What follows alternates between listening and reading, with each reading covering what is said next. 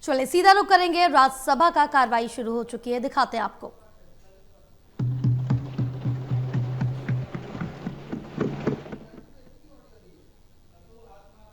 Chairman, sir, it's a privilege to participate in the discussion on Operation Sindoor. And like everybody else in this House, I laud the performance of our armed forces and the results that have done this country so proud. Sir, when the Pahalgam attack happened on April 22nd, it was a shocking attack for a variety of reasons. The manner in which people were killed in front of their families, the fact that the fate was asked before killing them, the intent of destroying the economy of Jammu and Kashmir, which had returned to normalcy and prosperity after the end of Article 370. All of this, it angered the country, there was grief, there was shock.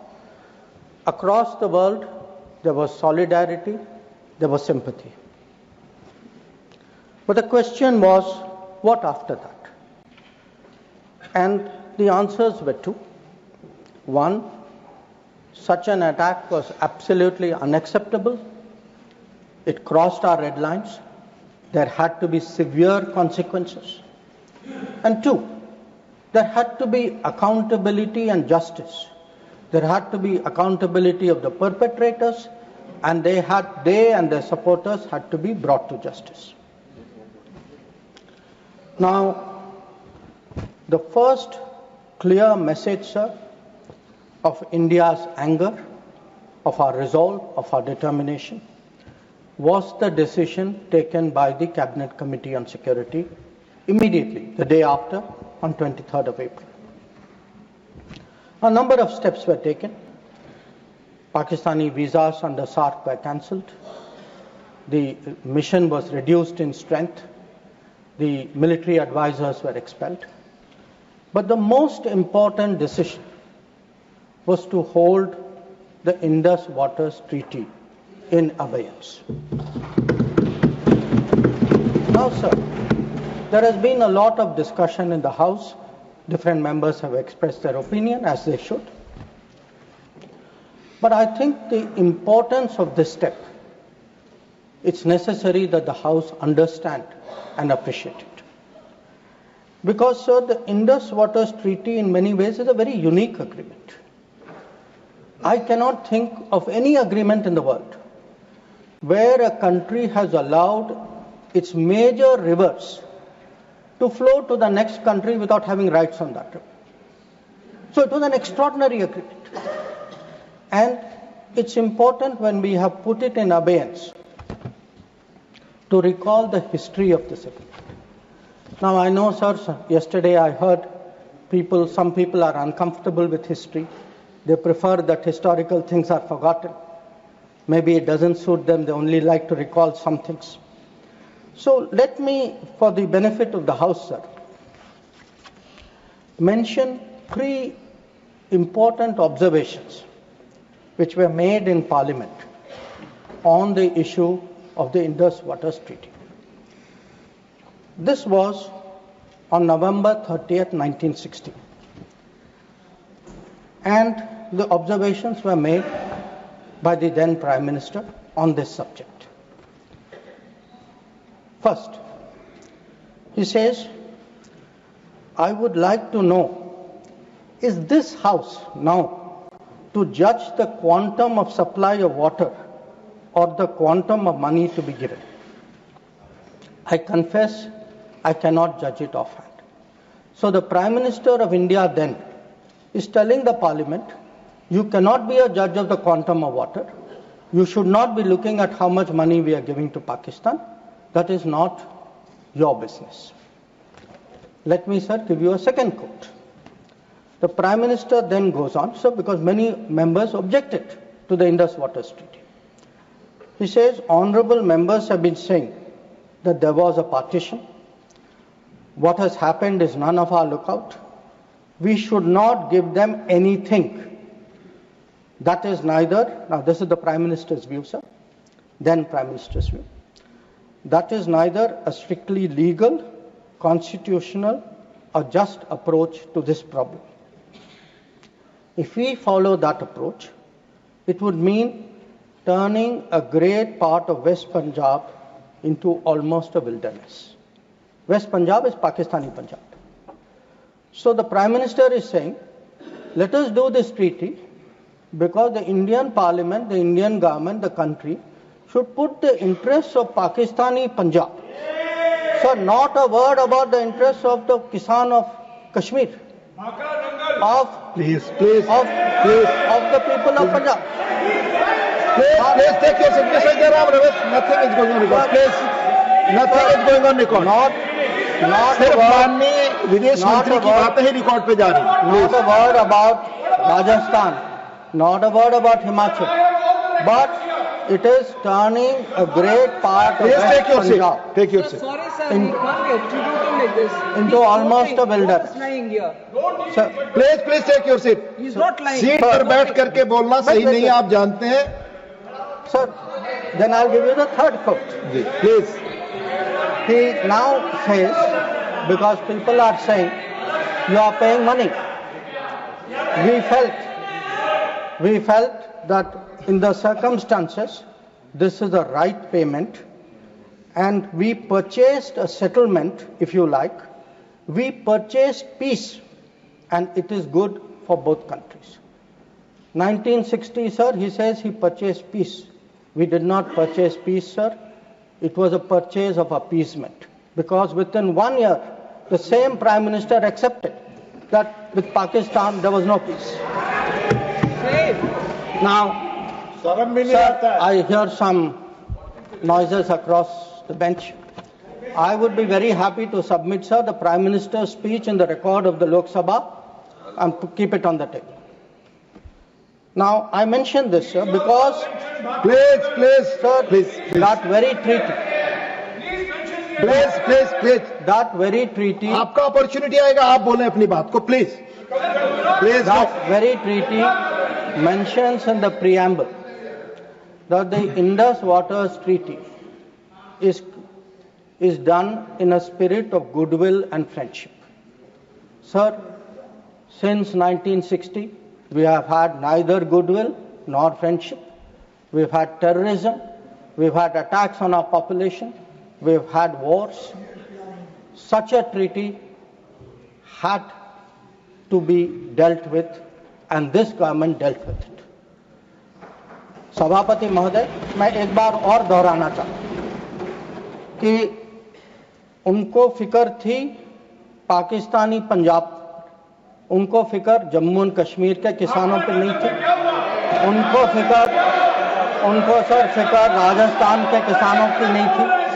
उनको फिक्र हिमाचल पर नहीं थी. Ruchi ji, right to speak. No please. और you will get your opportunity to speak, please. उनका कहना था कि संसद का ना हक है कि कितना पानी जाए ना कितना पैसा जाए. और सर, जो वो कहते हैं कि हमने ये शांति की कीमत थी, नहीं सर, ये तुष्टीकरण की कीमत थी.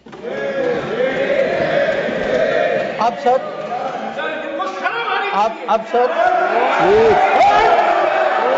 Please minister speak. We sir grew up with the belief that nothing can be done. Please. Sir, we were told. Please. We were told for 60 years. आपको मौका मिलेगा, आप बोले, please. Sir, we were told for 60 years that nothing can be done. Pandit Nehru's mistakes cannot be corrected. The Narendra Modi government shows it can be corrected. Like Article 370 was corrected. The Indus Waters Treaty is being corrected. It will be held in abeyance until Pakistan irrevocably gives up its support of terrorism. Sir, we had warned. Please. We had warned that blood and water cannot flow together. Today, we are demonstrating that what we say we will do, blood and water will not flow together. Now, sir, let me come to Operation Sindhu. The goals of Operation Sindhu were spelled out very clearly within half an hour of the operation commencing, and it was stated very directly that the objective of Operation Sindhu was hitting terrorist infrastructure in Pakistan and Pakistan-occupied Jammu and Kashmir, from where terrorist attacks against India have been planned and directed. It was also said that our actions are focused, measured, and non-escalatory in nature, and we are living up to a commitment. I will come to that commitment, sir, in the UN Security Council, that those responsible for the attack will be held accountable. Now, sir, the House knows that India has faced a special cross-border challenge, not today, not for 10 years, not for 25 years, from 1947. That from few months after our independence, the cross-border terrorism started when so-called tribal invaders were sent across and they came into Jammu and Kashmir. And from that time, sir, we have had to lead the global fight against terrorism. There is no country in the world, especially I would say after 1980s, there is no country in the world which has had to suffer the kind of terrorism, which has taken the kind of casualties we have, which has seen, so many states, so many facilities, so many people attacked in this inhumane manner. But sir, if we have to shape global thinking, if we have to convince others, we must be clear ourselves. And again, I refer to history. Because why do I refer to history? Because what was decided in the past is not a debating point. The decisions of the past have an impact on the present, have an impact even on the future. We inherit a thinking about us, we inherit a policy, we inherit actions. So we have to see what actually was the record. Now the reality, sir, was, if you look for that decade before the Modi government came to power, we have had a series of attacks. And this is well known. In Mumbai in 2006, because this attack is particularly important, 187 people died. Please. In 2000, You cannot dictate what he will speak. No. Please, let him speak. He will speak. Only this will go on record. in 2008, आपको जब अपना मौका मिलेगा तो बोले, आप दूसरे को बोलने से रोक नहीं सकते. प्लीज आप बोले, आपकी बात ही रिकॉर्ड पे जाएगी. sir, आप खुद अपना पक्ष रखते हैं, दूसरा सुनने को तैयार नहीं. Please. in 2007, 44 people died in Hyderabad. In 2008, the Mumbai attacks, 26/11. The world still remembers it. 246 people died. In Jaipur, in 2008, 64 people died. In Ahmedabad, in 2008, 57 people died. In Delhi, sir, I am a person from Delhi. I remember the bomb blast which took place in 2008. So, we went through a series of attacks. Now, why am I reminding the House of this? I am reminding... Please, Mr. John Britas, please take your seat. I am reminding the House because when major terrorist incident happened, the world watched how did India respond. And the world drew lessons. So how did we respond? After 2006, I refer to the Mumbai train bombing. July 2006 was the bombing. In September 2006, within 3 months, we had a meeting in Havana where it was agreed between the Prime Ministers of India and Pakistan. Instead of holding Pakistan responsible, we said we condemn all acts of terrorism and agree that it's a scourge that needs to be dealt with. And by the way, we will resume our composite dialogue. Now, there are two important points which flow out of it, and they are relevant because this shapes the world's perception of how India is likely to respond. It shaped the world's perception that within 3 months, you are actually equating the victim and the perpetrator. And in a move away from what was agreed to in January 2004 between Prime Minister Vajpayee and General Musharraf, where Pakistanis had assured us that their territory and territory under their control will not be used to attack us. Now we are saying, yes, terrorism happened. It happened 3 months ago. A lot of people died in Mumbai. But fine, we will go on with the composite dialogue. So this, sir, started shaping the thinking of the world about India's response to terrorism. Now, if this was not bad enough, it was actually Mumbai, 26th level. Now, there is not a single person in this house, not a single person in this country who will ever forget or forgive 26th level. Now, in the case of Mumbai, sir, Mumbai attack happened November 2008. By July 2009, there is a meeting in Sharm el-Sheikh. And in Sharm el-Sheikh, I remind the House, sir, it was agreed terrorism is the main threat to both countries. Both countries. I mean, that guy does that attack. And we say terrorism is a threat to both countries. Action on terrorism should not be linked to composite dialogue. And of all things, sir, there was an astounding connection to Balochistan. I mean, we are allowing the Pakistanis to imply as though we are doing something wrong after. And this is not just a statement, sir. It is coming after the most horrific attack in Mumbai just a few months ago. Now, the thinking behind this, sir, because I have to recall history to remind the House how much has changed in the last 10 years. The thinking behind this, I quote from the book of the National Security Advisor of the UPA government.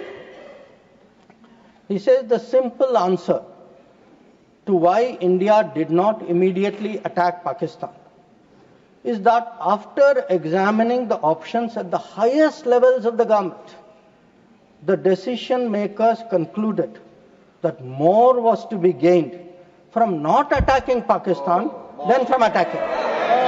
So, sir,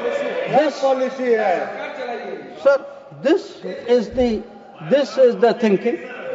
So, I sir, want to today when we are hearing talk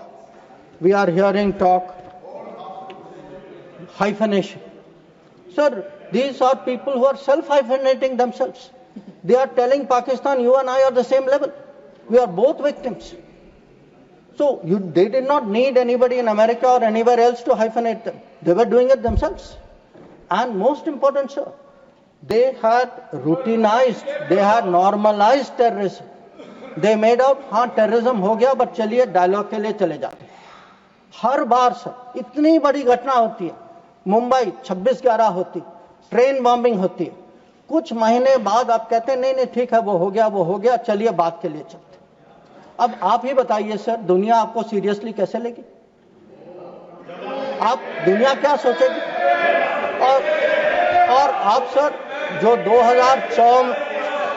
2004 में जो तय हुआ कि उनके यहाँ से कुछ भी होगा तो जिम्मेदारी उनकी होगी, आप तो भूल गए उसको. प्लीज चेयर पर बैठकर ना बोलना है, ये सदन की परंपरा नहीं है. मेरा सबसे अनुरोध होगा, आप सबको मौका मिलेगा, अपना पक्ष रखेंगे. प्लीज. अब सर मैं समझाना चाहूंगा कि पिछले दशक में क्या बदला. नरेंद्र मोदी के सरकार में आतंकवाद के बारे में क्या बदला? एक सर के आतंकवाद, टेररिज्म, अब हम लोग सर इसमें माननीय गृह मंत्री के बयान के अलावा कोई और चीज रिकॉर्ड पे नहीं जा रही है. Please sir.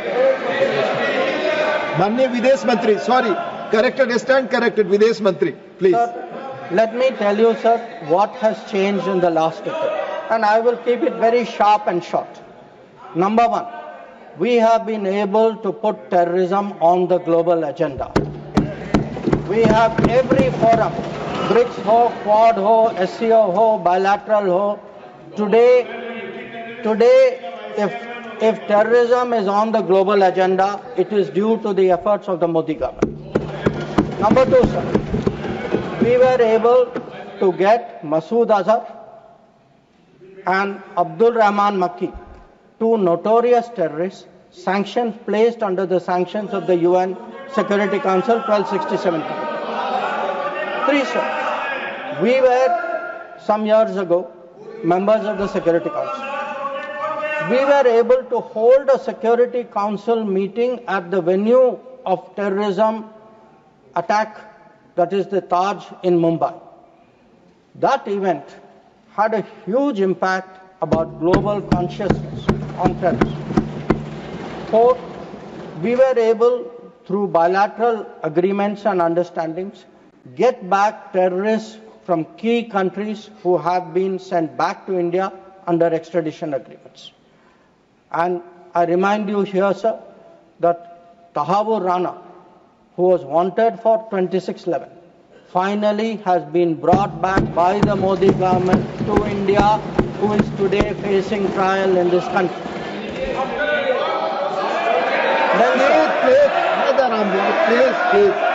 Please. We have exerted. Please listen peacefully. Sanjay ji, please listen. Please listen. We have exerted huge pressure on Pakistan through the FATF process. We have convened and we actually had a conference of no money for terror. We have today joined this effort at blocking, identifying financials of terrorists. We were, sir, able to get the Resistance Front listed as a global terrorist organization. And, sir, I would like to inform the House that the monitoring team of the UN has submitted its 36th report of the Analytical Support and Sanctions Team. And it mentions, this has just been received, so it is made public today. For the first time, the United Nations report mentions the Resistance Front, TRF, saying that member states have noted that one member state said the Pahalgam attack could not have happened without Lashkar-e-Taiba support, and there was a relationship between LET and TRF. Another member state said attack was carried out by TRF, which is synonymous with LET, and it mentions that Pakistan actually opposed it and said LET was defunct. So we were able to get into UN a recognition that TRF today is a proxy for the LET and is responsible for Pahalgam. Now, sir, sometimes it is asked, saying, well, these are declarations, what do they matter? They matter, sir, because they shape global opinion. And again, I want to say, what is the change? Because change only comes out through contrast. Yesterday, sir, one honorable member made a reference to BRICS. We just had a BRICS meeting. For the first time, we were able, in a BRICS meeting, to get an explicit reference to a terrorist incident. It says here, the BRICS countries, sir, that we condemn in the strongest terms the terrorist attack in Jammu and Kashmir on 22 April, and we reaffirm our commitment to combating terrorism in all forms and manifestations, including cross-border terrorism. Now, sir, I want to draw a contrast to tell you the change of the last decade. In 2009, there was a BRICS meeting. It was the first BRICS meeting after the Mumbai 2611 attack. There is not even a reference to Mumbai in that BRICS committee. All it says is we strongly condemn terrorism in all forms and manifestations, reiterate that it has no justification. So today, sir, when people say, okay, where was Indian diplomacy? Indian diplomacy has been successful in getting America to declare TRF as a global terrorist organization, in getting the UN Security Council monitoring team to accept that TRF today is a terrorist entity, in getting BRICS, which is composed of some very difficult countries, to getting BRICS even to recognize the seriousness of Pahalgam and to say, and sir, when people say cross-border terrorism, what border do they mean? Does this have to be spelled out? So, the point is that in the last decade, there has been a huge change in India's approach to terrorism, and this change on the ground was demonstrated in Uri, after Uri, in our surgical strike. It was demonstrated in 2019 in the airstrike, and it is today, sir, demonstrated through Operation Sindoor.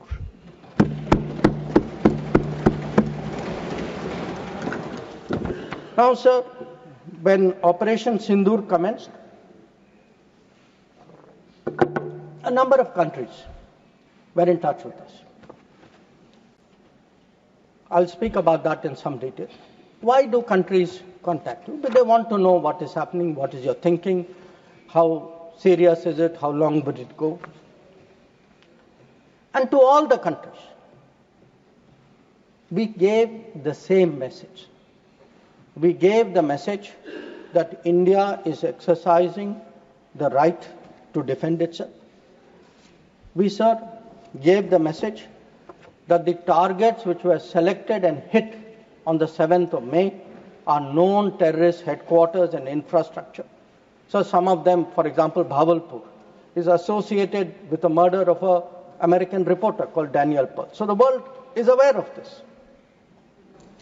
We gave a message, sir, that we were not open to any mediation, that anything now between us and Pakistan would only be bilateral. We gave a message that we will not accept nuclear blackmail, that whatever talk there may be about nuclear danger, that will not deter us from going ahead with Operation Sindoor.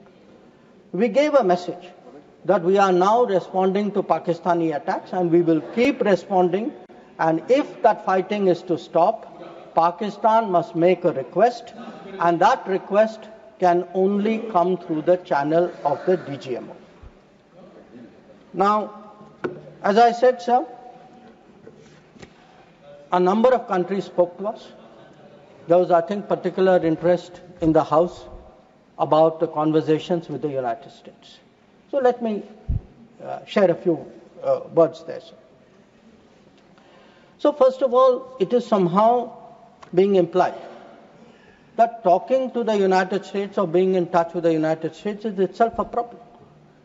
Now the fact is, over a period of time, if you look at our history, you look at world history, countries contact each other at such times. And look at ourselves. I will not talk about what happened in 1962. What were the letters written after 1962? Because even today it hurts me to read what Pandit Nehru wrote to John Kennedy after 1962. But let me refer to 1971.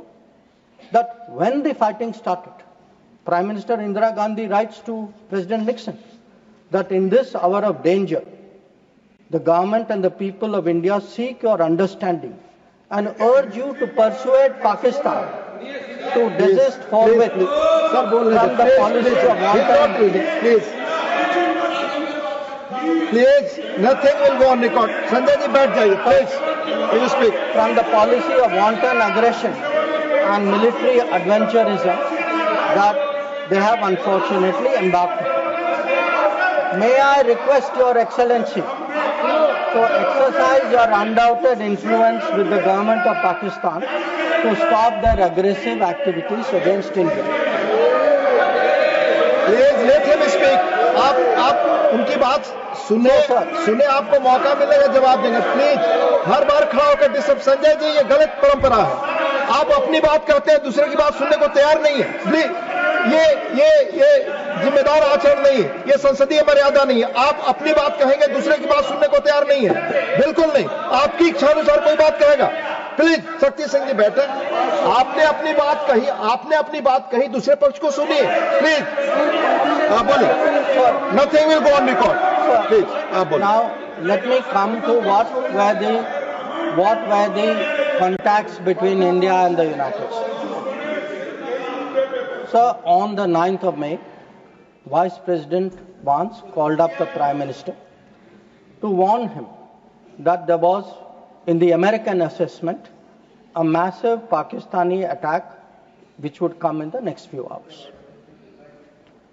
Prime Minister listened and made it very clear that if anything like that happens, it would get a fitting and appropriate response from our side.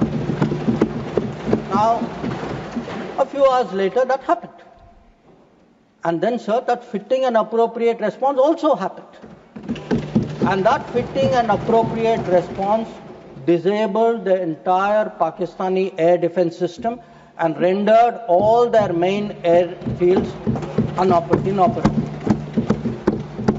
Now, at this stage, we started getting calls saying we think that the Pakistanis are ready to stop fighting. So, Please, Secretary please. Rubio called. No, Mr. Surjewala, not allowed, please. So,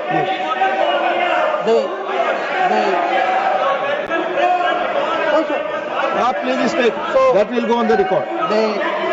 The response which we gave, the response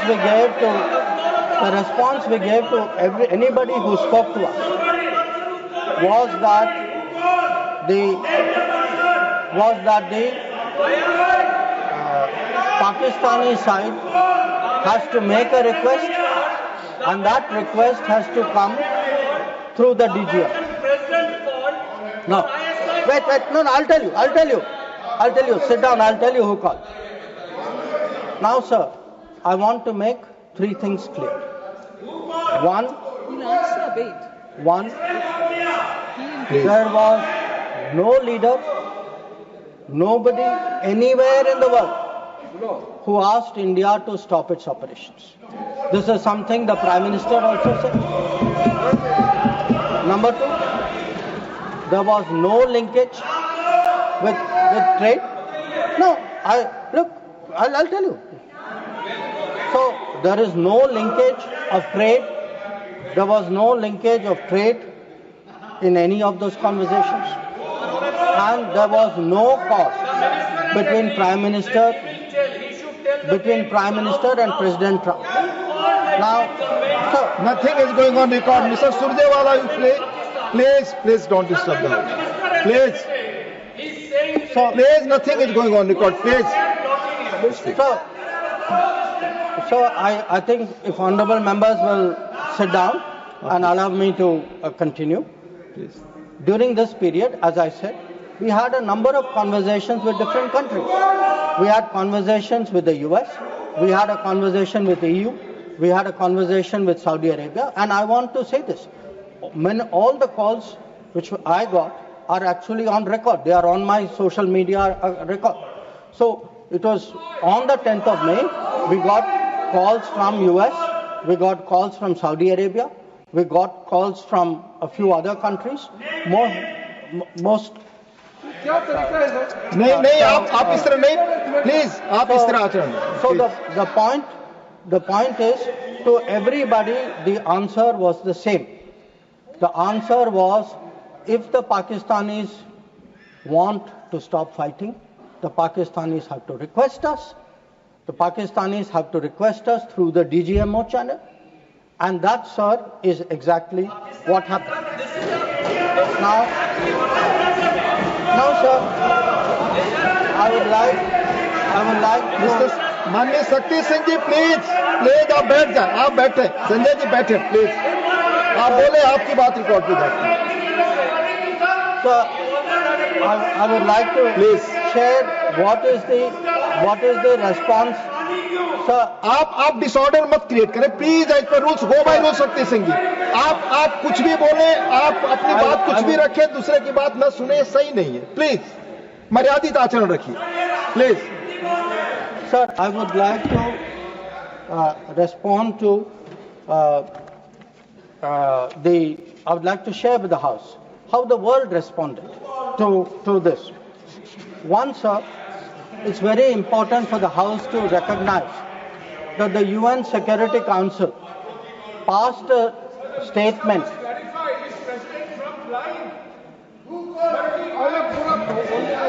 Please. Mr. Jairam Ramesh, please take your seat. Jairam Ramesh, sorry sir, I should address the remarks to you. Please. Sir, मैं उनको कहना चाहता हूं वो कान खोल के सुन लें कि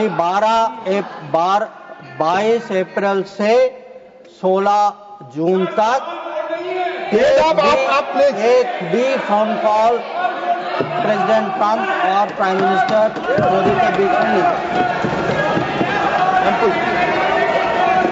प्लीज, ये सही परंपरा नहीं। आप अपनी बात कहें और दूसरे पक्ष की बात न सुने। ये लोकतांत्रिक मर्यादा के अनुरूप नहीं है। आप सब लोग धैर्य से सुने प्लीज।